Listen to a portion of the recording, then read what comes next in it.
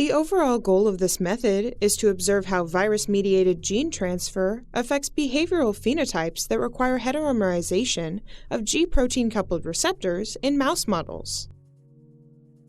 This method can help answer key questions in the field of neuro and psychopharmacology, specifically how G-protein-coupled receptors interact with each other at a molecular level. By using this method, we can understand how this interaction affects behavior in models of psychiatric disorders, such as schizophrenia and depression. Using this method, we're going to specifically look at serotonin 2A and metabotropic glutamate receptor 2, both of which have been shown to be implicated in the mechanism of action of drugs used to treat patients with schizophrenia.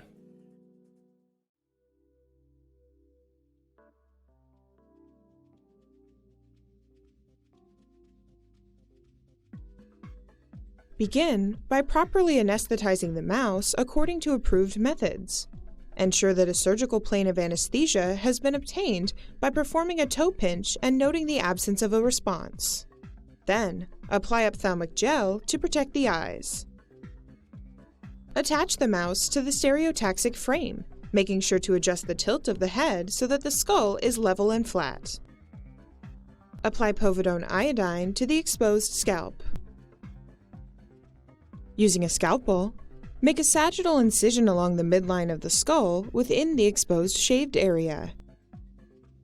Then, attach burette clamps to the skin at the incision site to make sure that the skull remains exposed. Apply hydrogen peroxide to dissolve away the periosteum and expose the sutures of the skull. Now that the Bregmann sutures are visible, be sure to adjust the stereotaxic frame to make sure that the skull is level.